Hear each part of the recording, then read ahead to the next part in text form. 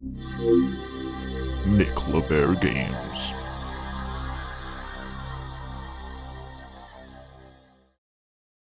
Hello, my friends, I'm Mick and welcome to the very first and pilot episode of Mick's Game Chat.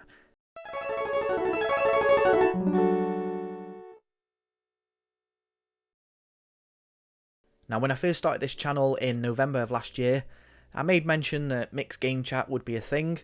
At the time, I envisioned it as sort of like little heavily edited videos where I'd go over video game news for that week. Yeah, we've scrapped that. This is now a podcast in all but name.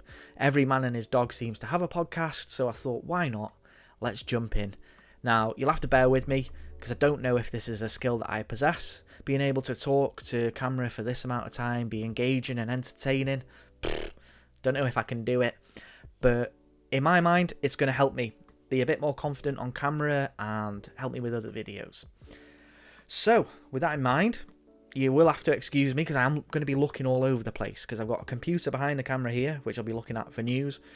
Another laptop down here, which has actually got the OBS open, which I'm using to record.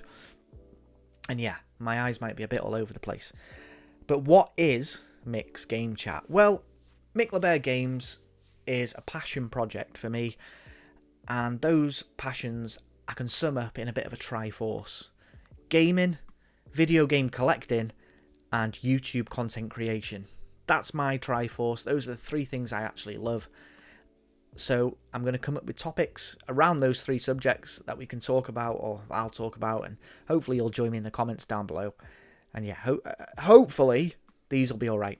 I'm aiming to get these. I've just smacked the mic. You're going to have to expect that here. I say it in nearly every video. I am not a professional, but I do try. So I'm going to aim to get these videos out. I'm looking down here. I've got notes down here as well. Okay, it's not that I'm a bit shy. Don't want to look at the camera.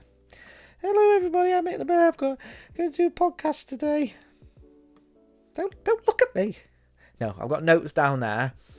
And yeah, that's what it's all about. That's Mick's Game Chat. And hopefully they'll come out every month, once a month. I'll go over some of the news that's happening at the time.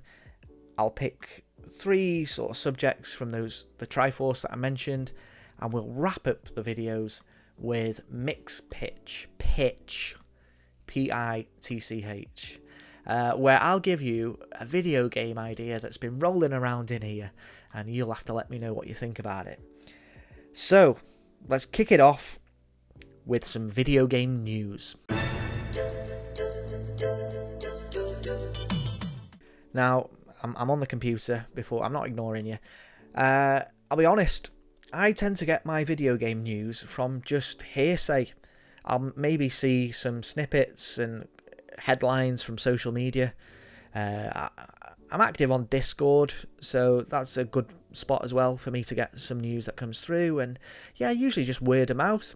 I don't tend to visit like video game news websites, so I wouldn't even know where to go to find stuff. But an interesting story I have seen here on Eurogamer, that it might be a reputable source, I don't know, is that the Saudi Public Investment Fund are actually trying to purchase EA. Now, I tell you what, those are two things that belong together, aren't they? Saudi, they do seem like the bad guys, don't they? Buying up everything, trying to sort of whitewash their image. And EA, well, we all know what they're like. It feels a bit like Darth Vader trying to purchase a new Death Star here, doesn't it? So you can see it happening. It's not like EA are short of a few bob. They get investment from Saudi. Who knows where that would take them? Like, would they eventually get rid of the microtransactions, the basically gambling that goes on, the loot boxes? Nah, they won't. It's EA. Of course they won't. They'll just try and make more money. But yeah, you can see it happening. I think there is a bit of outrage going on. They are trying to block it in America. So yeah, we'll have to keep an eye on that, see what happens with the EA. Also, excuse me, need to burp. I'm just going to get a little sip of drink. Oh. Now, it looks like Coca-Cola. It's not. That's root beer, that, from Aldi. We did the food shop tonight. So yeah, I'm still into my running as well, by the way. I've done 62 miles. Going off tangent, this is Mick's game chat, yeah, but we're throwing in a bit of real life as well. We'll get back to the news in a minute, but yeah, I'm still running. 62.5 miles done so far this year. I'm aiming for 750. I think we could do 1,000, to be honest. But yeah, you might be thinking, oh, that's not a very healthy drink. Well, actually, it's only got 1 calorie in it. Sugar-free, no fat, no salt, no sugar in it. But it's carbonated, so it can't be good for you, can it? But I've been trying to be good. Drink more water, more juice, that sort of thing. But sometimes you've got to have a bit of flavour. And yeah, I'm injured at the minute. Don't know if you can see that, try and get its focus. Little rubble there from Paw Patrol, keeping me safe. Sliced my thumb. We did the food shop, and it's my job to put the shopping away. My daughter, she's 4 years old, loves watermelon. So we always buy a big one every week. It's my job to slice it up. And today I've sliced my old thumb. It's not too bad. I'll be able to game and stuff. But yeah, just had to stop the bleeding. And yeah, that's what's been going on in real life. Get to know Mick along the way, you see, with Mick's game chat. But back to the game chat then, the news. So earlier today, I saw the little teaser sort of trailer and behind the scenes look at Fable. Looked pretty good, to be honest. Doesn't feel like they're deviating too much from what the original games were about.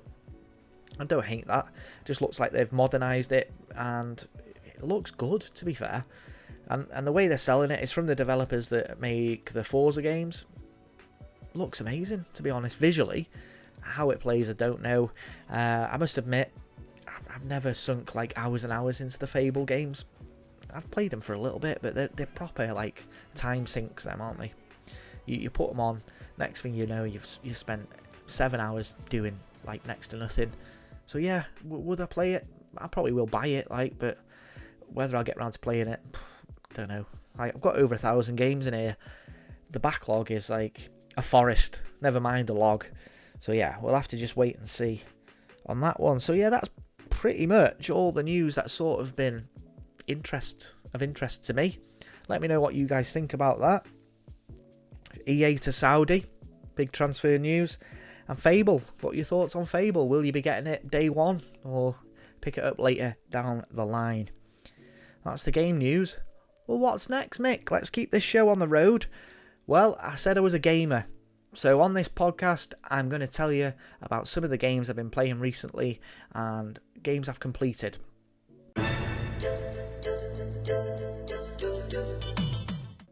Last year, it was such a bad year for me. I think it might have been just like 2 games. Excuse me, need to cough. Good at this, aren't I? Keep you entertained here. Yeah, 2 games, and one of them was Metal Gear Solid on the PlayStation 1. A game I've completed it many times. But you know what? I sort of looked at it with fresh eyes this time and tried to put myself in the shoes of somebody that's playing that back in the 90s. And you know what? What a revolutionary game it is, actually. Really innovative. And yeah, it must have been like talk of the town when that was out. Because such a good game, and some of the ideas that they implemented at the time, just fascinating. I did start Sons of Liberty, going through it sort of chronologically. That's a game I love. I've got great nostalgia for it. I remember playing that for the very first time, renting it from a video shop. I think I must have rented it every week for like 6 weekends to complete it. So yeah, very nostalgic game for me, but it's been put on the back burner. It's difficult, you know. Excuse me, gassy as well now. Bloody root beer from Aldi's no good for you. Yeah, it's difficult to create the content, to obviously family life, work, out hunting for games, making the content, playing games. It can get a bit much, but we've got to keep going, haven't we? So yeah, Metal Gear Solid, first game that I completed. The second was Days Gone. Now, if you'd have seen my video on the prize that I won in a giveaway, I won the big box version of God of War on the PlayStation 4, and I was very generously gifted the Days Gone version as well. So when it arrived, nice little surprise for me there. and it gave me such impetus to play it.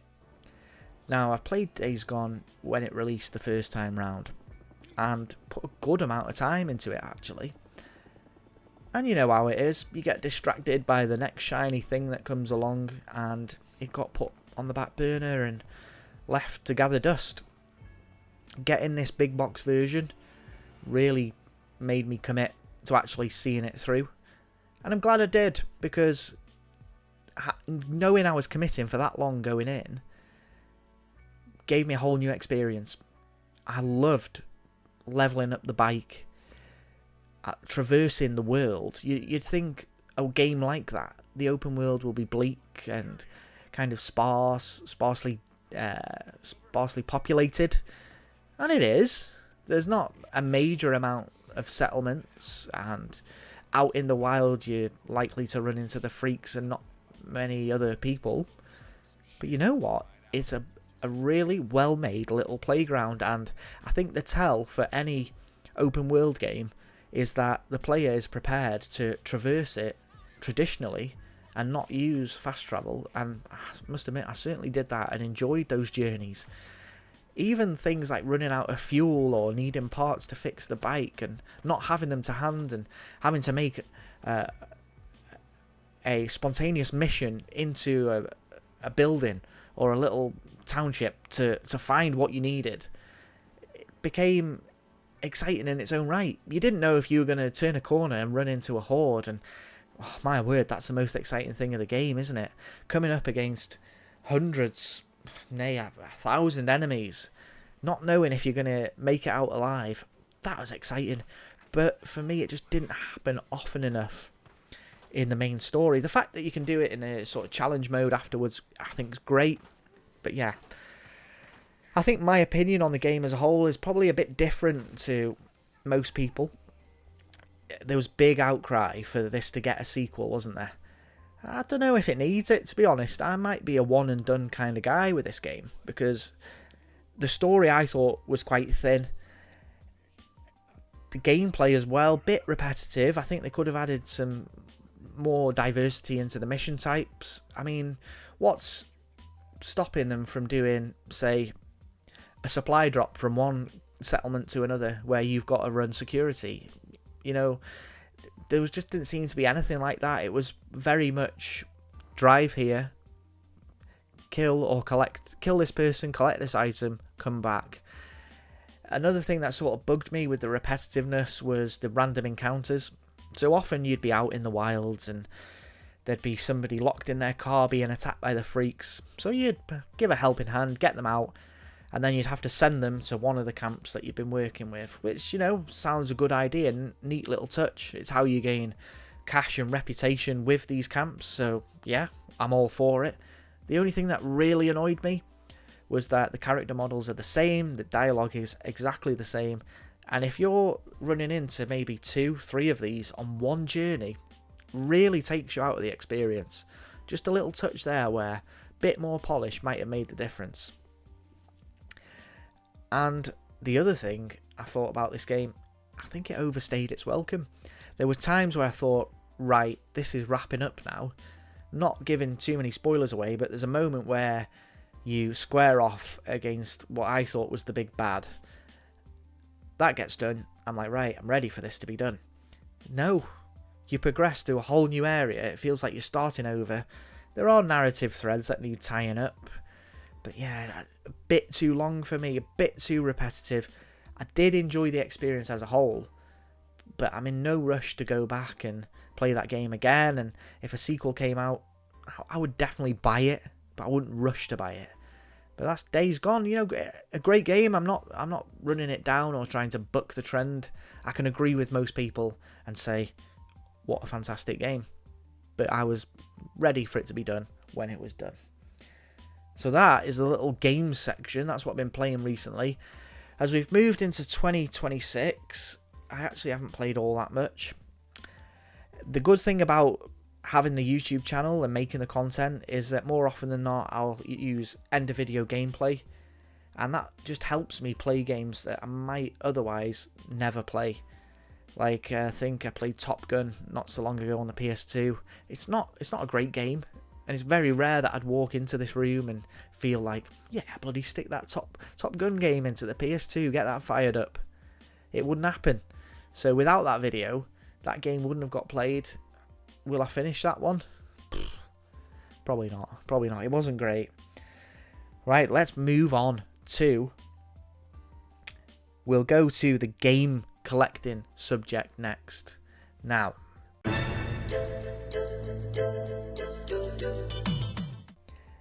the topic and question I wanted to ask today is physical media on the road to extinction? I think the simple and quick answer is yes, isn't it? So what sparked this question in my mind is that the rumours I've been hearing about the new Xbox system that could be on its way in the not too distant future. There's rumours that it's going to be a high-end PC in all but name, just with a console interface and a controller. Which, you know what? I don't mind that. Consoles have been lagging behind PC in terms of performance for a long time, so if it bridges the gap, so be it. But I can see it being more of a digital thing than a physical thing. The other thing that worries me is that Microsoft have been having troubles in the hardware market. And will they eventually pull away from that? They could do. And if they do that, you think about some of the exclusives that they've got, which we've seen make their way onto Sony systems. Gears of War, Halo on its way. The new Fable game that I talked about is going to be on PlayStation as well. So we're seeing a stronger relationship between Microsoft and Sony in that regard. If Xbox decide to move away from hardware, Xbox Game Pass is a huge money spinner for them. The subscription fee model, getting that money in on a monthly basis, they're making a shed load of money doing it that way. It's not beyond the realms of possibility, certainly in my mind, that they may take that Xbox Game Pass, rebrand it as Microsoft Game Pass, and sell it to Sony, to Nintendo. And that worries me, because you may well end up with games from Bethesda, Activision, all these studios that they bought up over the years that are locked behind a subscription fee on a console that you own. And they could well be digital only. It's a scary thought, and maybe it's just me getting carried away, but it's not beyond the realms of possibility. And where does that leave game collecting? Physical game collecting and retro game collecting, because it will have a knock-on effect in my mind. If we end up in a fully digital console world, which is going to happen at some point, there's no getting around it. It's cheaper for these companies to use that model and make better money. Well, not better money, but make, have a bigger profit margin by doing it digitally. There's no costs of publishing. Now, two things could happen there. We could see a big rise in limited run games and these third-party companies that will publish physical games. That could happen. It might be the only place you can get physical copies of new games. We see that with some releases at the moment. But what about retro games? I think it'll have a knock-on effect, because people are naturally collectors. We're hunter-gatherers. Whether it be video games, handbags, hair, toenail clippings, let me tell you, there's some freaks out there, right? We naturally want to collect things. So I think that desire to collect video games is always going to be there. But what does somebody do when current gen is digital only? Well, they're going to start collecting backwards. I know I've certainly done that in 2025. I bought my first two NES games. Now, it's a console I've got no nostalgia for. Never played one before. But I'm worked my way back. Not because there's nothing else for me to collect, but it's an avenue I can go to. Now, if there's no physical in the current generation, people are going to go back to collect the previous. And once they've sort of built a collection they're happy with there, they're going to work back again. And what we're going to end up seeing is retro games, the stock being more sparse than ever. The prices going through the roof. And what we've got is a race to the bottom. It's a scary thought, and obviously nobody wants to think of it like that. But you have to imagine that at some point, this could be decades away. Physical games will be gone, and what physical games we've got will be a limited resource. It's inevitable, surely. So yeah, scary thought, and it feels like every generation that goes by, we just sell a little bit of our physical collecting souls, don't we? But hey, who knows? Retro may well make a revival. Physical might become a thing. Things go in cycles, don't they? And hopefully this is one of those things. And that is the video game collecting section of the podcast done. So what's next?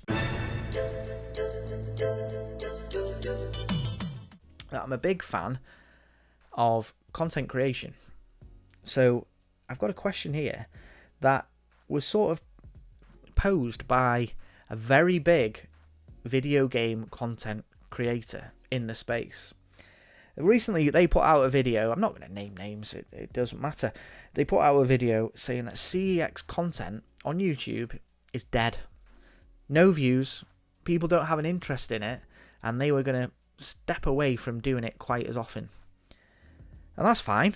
People should always make the content they want to make. Like, I wouldn't make content I don't enjoy making, or I didn't think people would want to watch. And if people think CEX content is done, I can understand that, because let's face it, you see footage of somebody panning the shelves in CEX, it's a bit like watching somebody's footage of a firework display. Very similar thing, isn't it? Once you've seen it once, you've probably seen them all. People could tell you, I'm in Edinburgh CEX. Are you? It could be anywhere in the UK for me, I wouldn't know. All looks the same. Now, for me personally, nothing wrong with that, because it's still interesting. Because it's not about how it looks generally, it's about what you find in these stores, and more importantly, it's about who's presenting it. I don't watch content creators for just the content sometimes. I watch because I enjoy the content creator, their personality, their mannerisms, their reaction to what they're seeing. That's what I enjoy. So for me, CEX content isn't dead, and I actually do feel like it's a bit of a reckless thing to say, especially when you're a big fish in this community, to say that knowing that there's content creators. I mean, they even went on to say that like it's oversaturated, that everybody's doing it. It felt a little bit like taking your ball home so nobody else could play kind of thing, which I didn't really like. Now, don't get me wrong, I don't dislike this content creator. I think they've done very well for themselves and should be very proud of the job they've done with their channel. If I could emulate half the success they've had, I'd be a happy man. But I do think it's a bit of a damaging thing to say, because there's a lot of small channels out there where probably a good chunk of their content comes from CEX. Now, I live in North Wales. I've got a CEX in my hometown, but independent stores wise, I've got to travel 50, 100 miles to get to a video game market. Again, it's a big day out. It's a couple of hours drive most of the time. Some people aren't able to do that. Some people just want to do what's in their local area and put a bit of content on YouTube.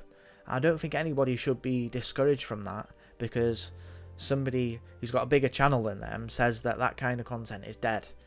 I think it's a harsh. It might well be a truth, yeah. But it's a bit harsh, I think, to be saying that. And I'm all for the CEX content. I think it's got a place. When you think about retro game collecting as a whole, we would be lesser collectors and have lesser collections without CEX. People love to bash it. Excuse me, burping again. And again. Oh, terrible. Whew. A little sip of drink. And then we'll get back into the CEX. Yeah, people love to hate on it. But honestly, I haven't had too many bad experiences with CEX. I don't use it like religiously. I do like to go to independent stores and video game markets and buy things physically. Or order online, to be honest. Very rare that I go into my local unless I'm trading in. I'll have a little look every now and again. And I filmed in a CEX before, and I'll be honest, I will film in a CEX again and use that content in my videos. May well even do a dedicated CEX video. And I'd like to think that if I'm happy with the content I'm putting out, then maybe somebody else might enjoy it too. And for me, it didn't sit right with me that a big YouTuber was saying it's dead. I don't. It's the same as like the people who put out this. Oh, the state of retro game collecting in 2026, and then they'll make the same video again next year. Like, the state of retro game collecting hasn't changed all that much. It's any hobby that you partake in is expensive. I could go and play golf tomorrow, and now I could go and play golf with some charity shop clubs, or I could spend thousands of pounds on the best out there and build a big collection of equipment. It's the same with game collecting. You can do it on a budget, or you can go out and spend big bucks. I think the people that make this kind of content, because they are probably spending a bit more than the average Joe on the hobby, probably do find it a bit harder. The state of game collecting at the very top end probably is a lot worse. The price differentials at that end of the market probably are quite extreme. But for most people, I would say retro game collecting is still very much accessible, even in 2026. So I just feel, I mean, it's not for me to get on my high horse and dictate what people should do with their channels, what content they should put out, what things they should say. People should always do what they believe is right and what they enjoy doing. This is only my opinion. If you agree with it or not, that's fine. That's okay. You know, everything is open for discussion, and I love that. I just think personally, it's a bit harsh, and I certainly wouldn't want to myself make content that detracts from somebody else's channel and efforts that they've put in, because I think most people that post to YouTube, especially in the retro game collecting community, put a lot of effort into what they do, and they should reap the benefits and not feel like they're doing something that's a bit dead end. So yeah, that's me giving my 2 pence for what it's worth on CEX content on YouTube in the present day. Right, let's move on to something a bit more lighthearted to wrap up this very first episode of the podcast. It's Mick's pitch. So in Mick's pitch, what we're going to do is we're going to give out an idea. It's a good job I'm not patenting any of these. You can use them if you want. If there's any game developers out there that can get hold of some licenses, you might be onto some gold here, because Mick's got the answers. Right, I want you to think Jurassic Park. Survival horror, not over the top, third person. Remember, it's got to be mild horror. It's Jurassic Park here. It's fairly family friendly. We're talking a 12 sort of rating here, aren't we? Survival horror, third person. I want this game to be set in the time between Jurassic Park closing and then opening up Jurassic World. Somebody had to go there and clean up the mess that was left behind, had to rustle up all these dinosaurs and make the park safe again.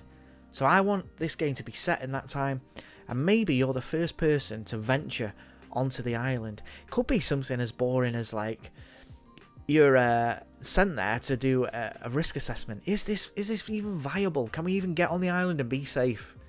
Well, you get there, you're not safe. Things go wrong, you're cut off from the rest of the world, and it's all about survival. Now, gameplay wise, I'm thinking